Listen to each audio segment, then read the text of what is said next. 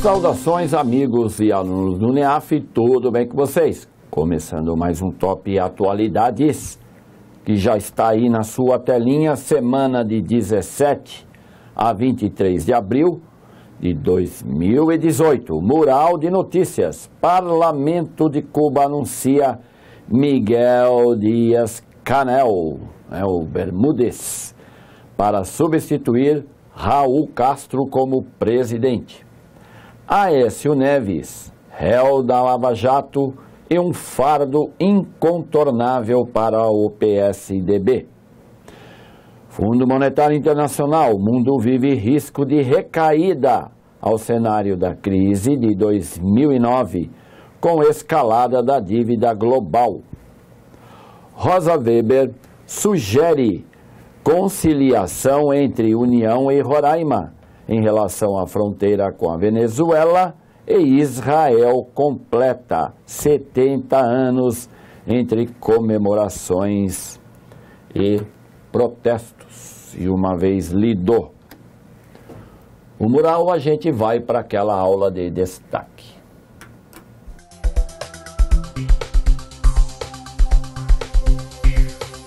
Sem demora, vamos para a aula de destaque, onde o Parlamento de Cuba anuncia Miguel Díaz-Canel para substituir Raul Castro como presidente. Então, aí nós vamos ter, uma situação inédita na Ilha Caribenha, que já está aí, completou 59 anos de revolução, quando Fidel Castro e companhia expulsaram o ditador Fulgêncio Batista e implantaram uma outra ditadura.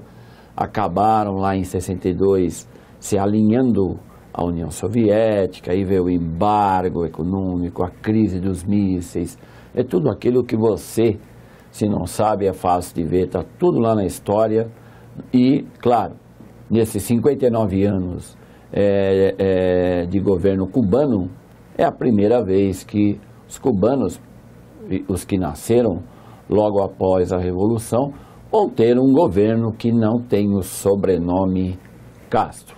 E também, não posso aqui deixar de lembrar vocês que o senhor Raul Castro vai continuar à frente das Forças Armadas. Então eu estou passando aí o slide como você já está vendo, e está aí o link de onde saiu a nossa reportagem.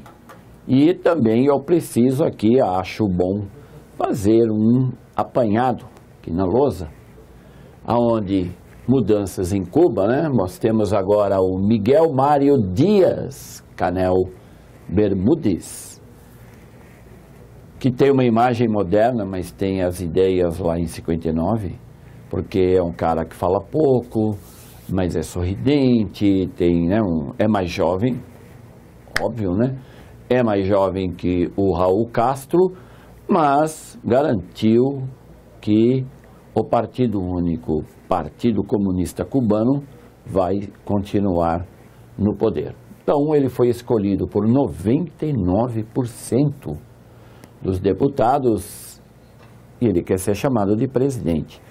A própria Folha de São Paulo já deixou claro que não chamará o Díaz-Canel de ditador.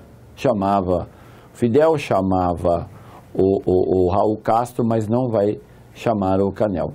Não sabemos ainda o que outros órgãos de imprensa vão chamar.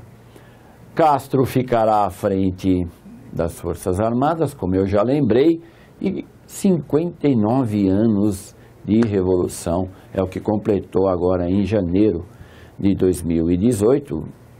Provavelmente vai haver aí uma grande comemoração ano que vem, ao completar 60 anos. Os dias mais fáceis, para você que gosta de história, os dias mais fáceis realmente de Cuba foram durante a existência da superpotência União Soviética, que implodiu em 91, e aí Cuba quase foi junto. Mas ela teve dias melhores, durante governos, que eu cansei de lembrar vocês aqui, que era a tal daquela maré vermelha, onde você tinha o Hugo Chávez da Venezuela, Luiz Inácio Lula do Brasil, o José Mujica do Uruguai, a Michelle Bachelet do Chile, a Cristina Kirchner da Argentina e o Rafael Correa do Equador. E não podemos esquecer de Evo Morales, sim, Evo Morales da Bolívia, que aí Cuba tinha um leque de apoio muito importante, né? Dessa turma aqui, o que sobrou? Você que vai fazer aí a prova da Polícia Civil. O que sobrou? Aqui faleceu, aqui está preso, aposentado, foi agora substituído, né? Perdeu na eleição. Cristina Kirchner está de canto. Rafael Correa, que eu lembrei aqui, é um dos mais prejudicados, porque o atual presidente do Equador não quer nem saber dele. Só sobrou o Evo Morales e Nicolás Maduro. Por isso que eu estou lembrando vocês aqui que a dependência de Cuba na Venezuela e o primeiro chefe de Estado a ser recebido aqui pelo Díaz-Canel foi justamente o Nicolás Maduro, porque a Venezuela dá gratuitamente 100 mil barris de petróleo por mês para a ilha de Cuba. Os caras têm que colocar um tapete vermelho para o Nicolás Maduro. E o secretário-geral da OEA, a Organização dos Estados Americanos, o Luiz Almagro, criticou essa transição, chamando de Cuba continuou uma ditadura, que não está tão errado assim. Eu quero aproveitar para você que vai agora fazer a prova, a Polícia Civil, cuidado com essa cúpula, a 8ª cúpula das Américas, onde algumas ausências foram importantes, como o Trump, Nicolás Maduro, que foi desconvidado, como eu lembrei a semana passada, o Raul Castro, porque estava aí na fase da transição. O Peru foi quem sediou a 8ª cúpula em um momento crítico, né? Porque o presidente havia renunciado para fugir do impeachment. E algumas ausências foram marcadas por causa do momento também que esses países estão passando, né? Não é o caso do Brasil, porque o Michel Temer estava lá, mas o Brasil, a Colômbia, o México, está todo mundo em fim de mandato, assim como ocorreu no Paraguai, que ontem confirmou agora como novo presidente o Mário Abdo. E aí, vamos voltar aqui para o slide, aonde já lembrei e vou reforçar, o link está aí embaixo para você conferir.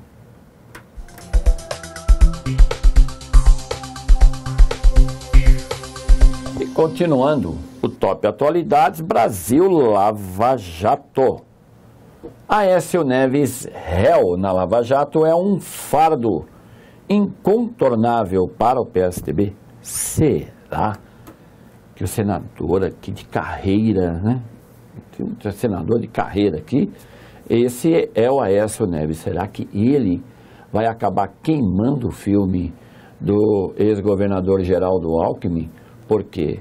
Porque agora, com esse processo em andamento, é quase que impossível imaginar que o candidato do PSDB não vai sair queimado dessa história. Então é isso que estamos aqui perguntando, e o que você depois vai ter que ler e concluir que pode ser que não aconteça nada disso também, não é? Então nós temos aí o link e relação Aécio Neves e Lava Jato. Sugestão de leitura: entenda o que acontece com Aécio Neves após se tornar réu no Supremo. Mundo Negócios. FMI, mundo vive risco de recaída ao cenário da crise de 2009. uma escalada da dívida global. Isso realmente preocupa, porque o sistema capitalista precisa de investimento, ele precisa ter e apresentar crescimento. Nós tivemos aí, a partir da crise imobiliária americana de 2008, anos de dificuldade nos países desenvolvidos. Principalmente a partir de 2014, andou pegando aí alguns países emergentes, como pegou aqui o Brasil. Agora, o que o Fundo Monetário Internacional está projetando é que isso pode retornar, ou seja, se a gente pegar agora, né, que o barril de petróleo está subindo e pode chegar a 11 dólares, o que já tem preocupado o presidente Trump, porque isso, para países que têm alta dependência de petróleo, o preço do barril chegando a 100 dólares preocupa. Então é claro que o Fundo Monetário também está projetando isso. E ao contrário da Venezuela, né, e Rússia e o Irã vão gostar muito de ver o barril subindo.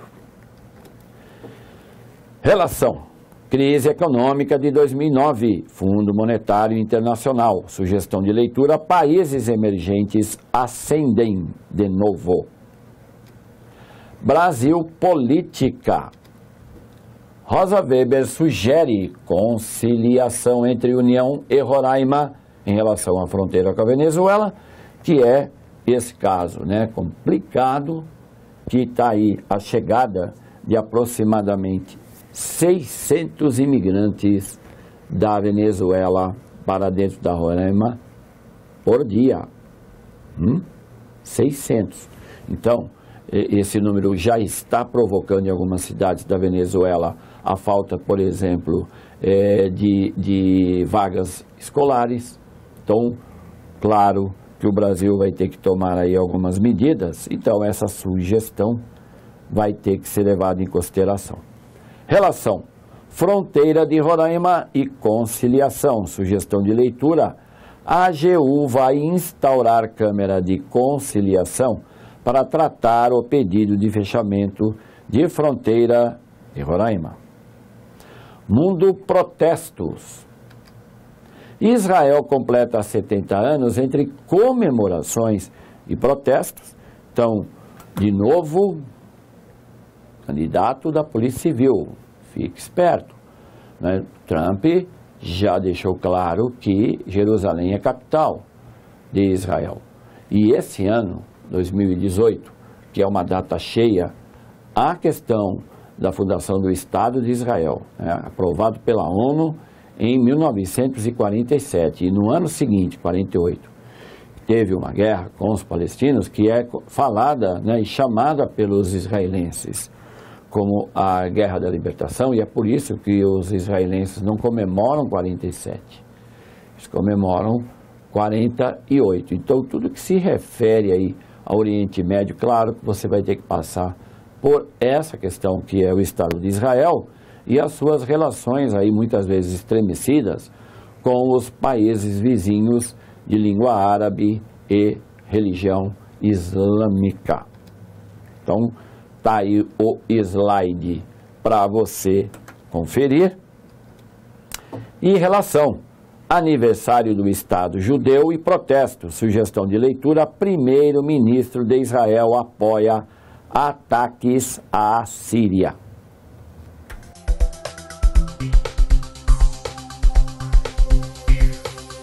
E vamos então à solução do desafio da semana passada. Se você não sabe qual é o desafio, ele está aí na telinha. E esperamos aqui no NEAF que você escolha a alternativa C. C de Corinthians, não é? C de certo. Então tá aí. O presidente da Turquia, Recep Tayyip Erdogan, ele alertou nesta quarta-feira que o reconhecimento de Jerusalém como capital de Israel por parte dos Estados Unidos vai beneficiar grupos terroristas. Então tá aí uma questão que eu acabei de lembrar aqui, né? Fizemos a chamada aqui do assunto, que são os 70 anos da comemoração do Estado de Israel, e com essa eterna crise com os palestinos, você não pode dar bobeira e não ler e não pesquisar sobre as consequências da escolha do Trump, para determinar que Jerusalém é sim a capital. Ele vai realmente mudar a embaixada americana de Tel Aviv para Jerusalém. Por que ele resolveu fazer isso, sendo que o Congresso já havia aprovado essa mudança, esse reconhecimento em 95? Por que agora? Então é importante que você pesquise as consequências de países aliados dos Estados Unidos, como a Arábia Saudita, como o Egito e a Turquia do senhor Erdogan, criticaram a postura, a escolha e a determinação do presidente Trump. Então, é um assunto que você não pode dar bobeira. Então, alternativa C. E vamos ao desafio dessa semana. Há poucos meses, os Estados Unidos da América lançaram a bomba GBU-43 sobre uma região afegã. A justificativa oficial para o uso de tal armamento foi a. Realizar testes de novos modelos de bombas produzidas por ordem do presidente Donald Trump. B. Destruir a rede de túneis e cavernas utilizadas por extremistas do grupo Estado Islâmico. C. Impedir que os terroristas sérvios pudessem levar armamentos e alimentos para os rebeldes da região. D. Retaliar aquele país devido às medidas impostas pelo presidente afegão Ashraf Ghani às importações norte-americanas. E assim terminamos mais esse Top Atualidades, que foi de 17 a 23 de abril, esperando que tudo aquilo que foi discutido aqui seja muito útil para você, para o seu estudo, para a sua leitura e para as suas consultas. Prometendo voltar a semana que vem, você vai estudando aí e a gente vai trabalhando aqui. Até lá!